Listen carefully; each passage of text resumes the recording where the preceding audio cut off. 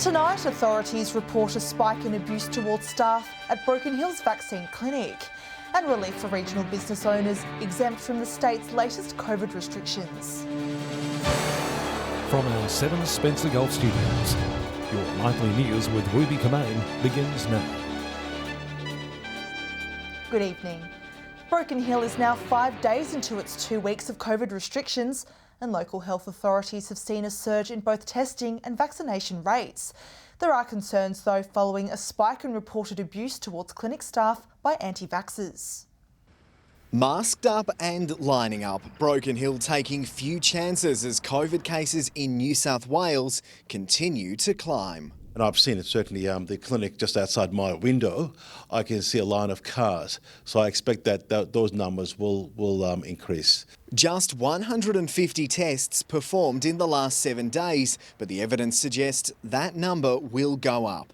Vaccine take-up also increasing, 430 shots given at the clinic last week. We only commenced Pfizer on Monday, so really this is 3 days vaccination. When you compare to AstraZeneca, you can see the uptake of Pfizer. The outbreak and Pfizer availability encouraging people to roll up their sleeves. But while some Far West communities are almost fully vaccinated, probably we're seeing more vaccine hesitancy in Broken Hill relative to other sites. With a small number of incidents involving people entering the clinic and abusing staff, saying they're against mandatory vaccination. Our nurses and doctors are there to do a job. They're doing it on the basis of people's wishes. Further changes to our COVID response to be introduced on July 12, when QR check-ins become mandatory at all retail businesses and workplaces, including your own. We're seeing workers are leaving the house with symptoms or going to work with symptoms, and then inadvertently, as they're going about shopping or other activity, they're passing it on to others. Lachlan Itter, 7 Spencer Golf News. Meanwhile, regional South Australia has narrowly escaped a second round of restrictions brought on by the granite mine cases, the exemption leading to plenty of relief among Spencer Golf businesses. With COVID-19 cases surfacing in Adelaide yesterday, the state government imposing new restrictions on the city and its surrounding regions. Regional SA, however, exempt from these new regulations. I think it's a fantastic show of confidence in our regional areas. The regions have been very conscious of the restrictions prior to now, and they've followed those through. So that's the reason why these areas are being shown the respect they deserve. Metro Adelaide, Flouria Peninsula, Adelaide Hills, Mount Barker and the Barossa now having to limit household gatherings to 10 and work from home when possible. While earlier this week, restrictions on patron density and sitting while drinking were imposed. The local community today rejoicing for being left out of this wave of restrictions. Port Augusta's got such a sparse population and well spread out that because it happens in the city, quite often, it shouldn't really affect us too much, but I do understand the reasoning for it. Exemption from these restrictions come at a critical time for the region, with students about to begin school holidays and a number of tourism events set to stimulate the economy. However, some believe regulations should be consistent across all SA, so there is no chance of an outbreak. They should look at the whole state, the safety of everyone, including children, elderly, everyone in the state should come first. If there's any more cases, then we should go into lockdown. Edward McCarroll, 7 Spencer Golf News. And in Whyalla, the city's NAIDOC march has been forced to be postponed due to the changing COVID-19 situation. It was scheduled to be on tomorrow, however not all events in the city have been put on hold. Another casualty of the ongoing COVID situation in South Australia. Whyalla's NAIDOC march, scheduled for tomorrow, now cancelled. It is a bit of a shame that we've had to cancel our NAIDOC march for this year. We had lots of very excited school children waiting to march along Nicholson Avenue. A planned kids disco also cancelled due to new restrictions. It's a minor setback for the city's Indigenous community, who received federal funding for the first time in years for the event. Despite the cancellations, other NAIDOC Week events are going ahead as planned. Aboriginal people are very, very proud of NAIDOC Week. It is a time for us to come together to celebrate our culture and a time for us to really bond together as family as well. The Whyalla City Council also confirming Cuddlefest events will go ahead with COVID-safe plans in place. For the future of our Cooper Cuddle Fest events, we're managing the dive site, we're managing the walks, all socially distanced. Also hoping to avoid the cancellation of events if the state plunges into lockdown. Council now monitoring the situation and receiving constant advice from SA Health. It'll definitely be a day-to-day thing. It's being managed quite closely, and they obviously send us regular updates on any changes. Otherwise, we're just managing and watching the live updates as and when we get them. Hoping the COVID situation across the state doesn't get out of hand. Mark Zita, 7 Spencer Gulf News. The federal government has pledged nearly $40 million for a carbon transition research centre in Whyalla. The University of Adelaide, which will operate the centre, will receive the funds over a 10-year period. Whyalla has been picked as one of several cities to host a hub for the centre. Mayor Claire McLaughlin says the facility will enable the city's heavy industry to excel in the global low-carbon economy. The aim to help decarbonise the industry and reduce greenhouse gas emissions. Still to come tonight, the EPA renews Nearstar's licence for another 12 months in Port Pirie. And Broken Hill Council discusses the future of the CBD.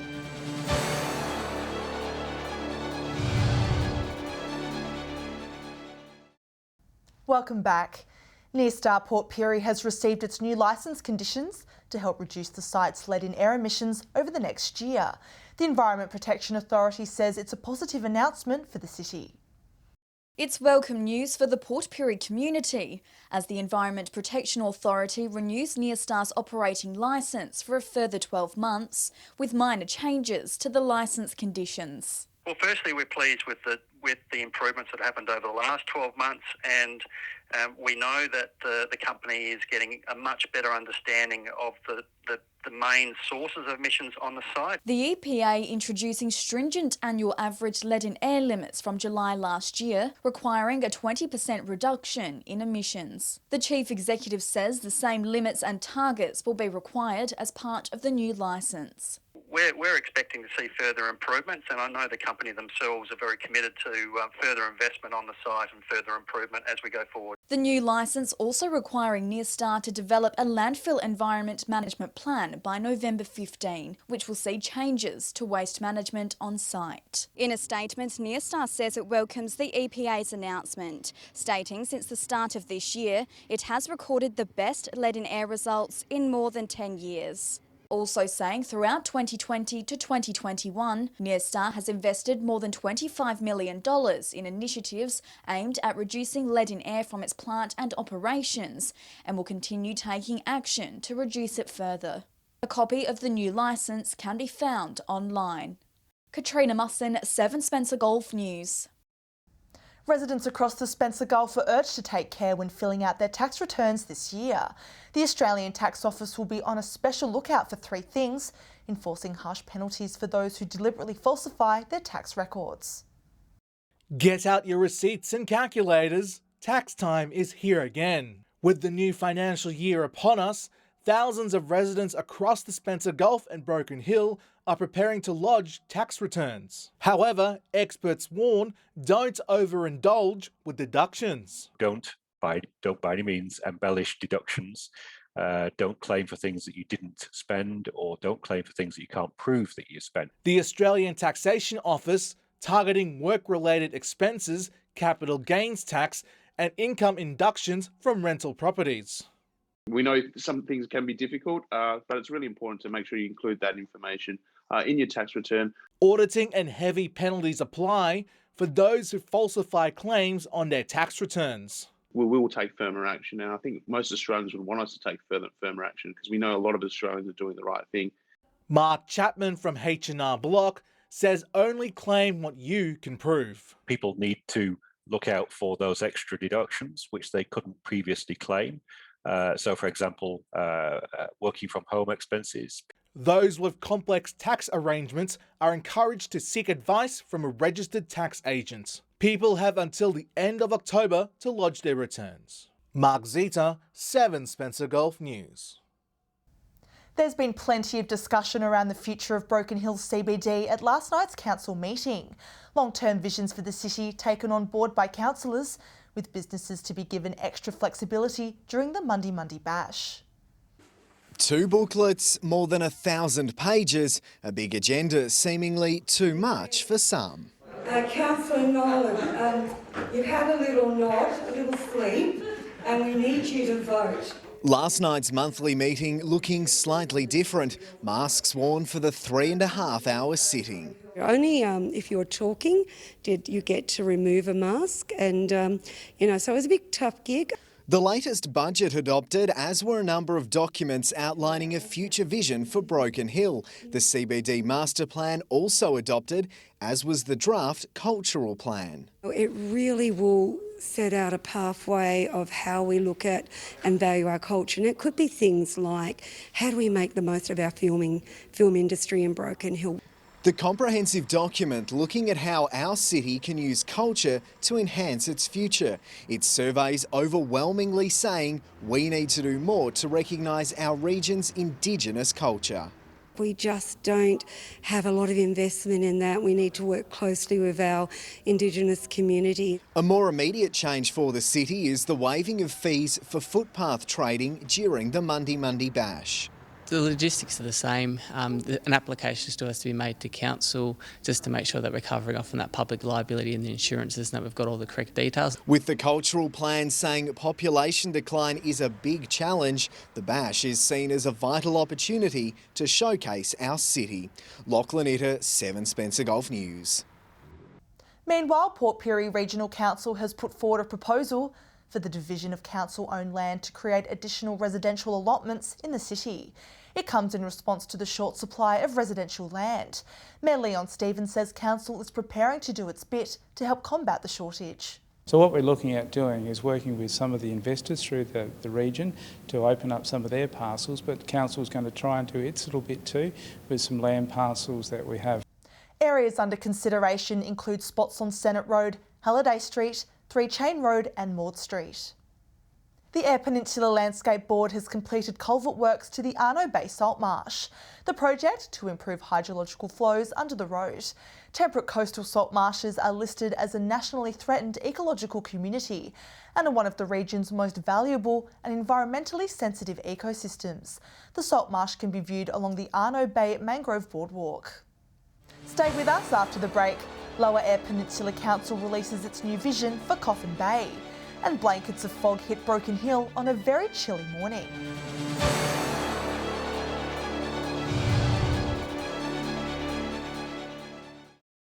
Hello again. The Coffin Bay community is being urged to have their say on the proposed master plan for the town. The plan aiming to guide the future of Coffin Bay, providing a blueprint for sustainable growth and development. To improve the visitor and residential experience whilst they're either visiting or living in Coffin Bay. The Mayor is encouraging locals to come along to the Coffin Bay Master Plan public consultation sessions at the Yacht Club on Monday.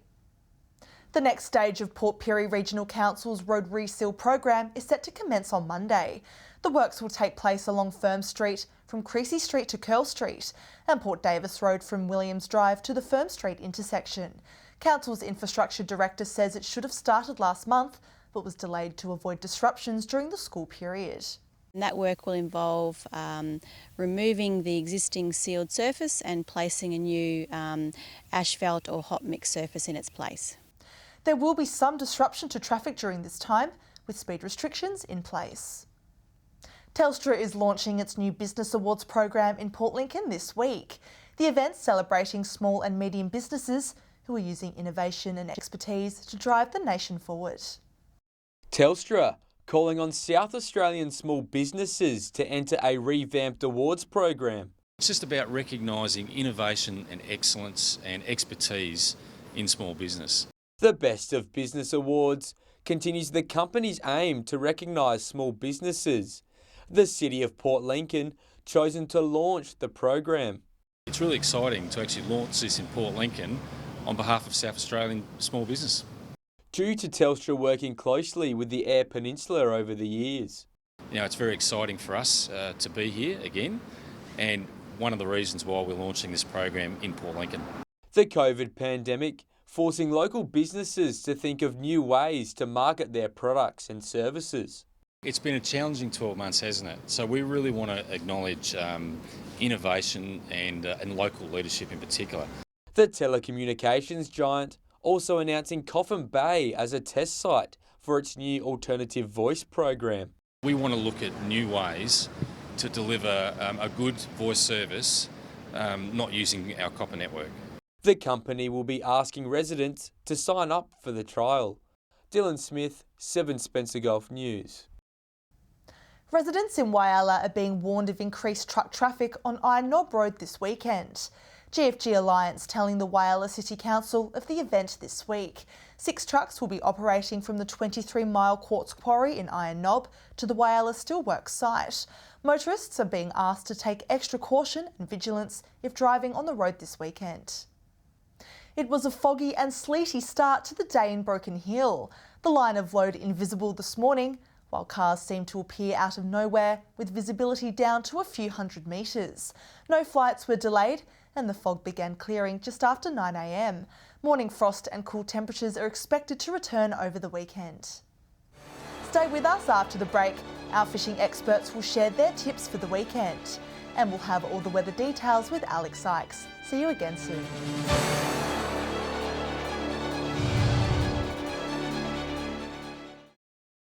Welcome back. Let's see what will be biting out in Spencer Gulf waters this weekend.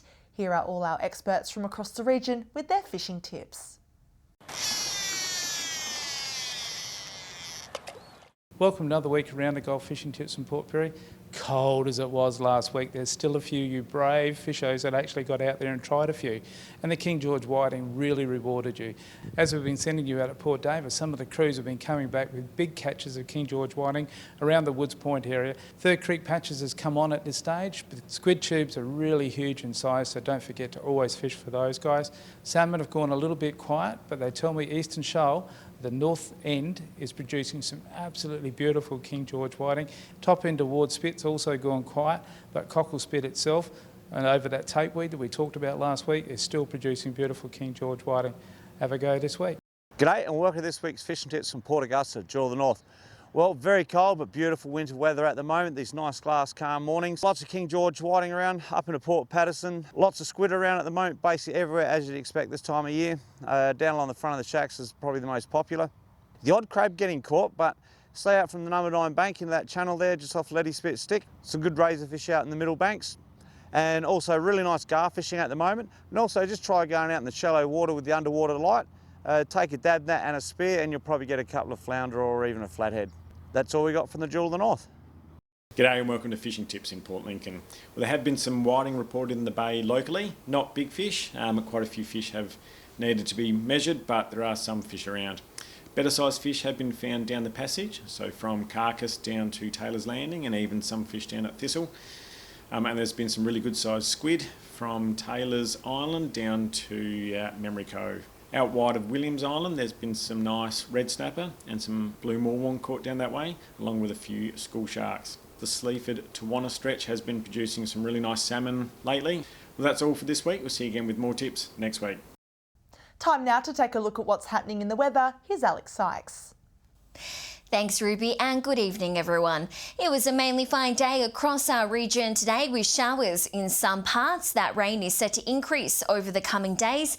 And as you reported earlier, Ruby, morning frost and cool temperatures are expected to return over the weekend.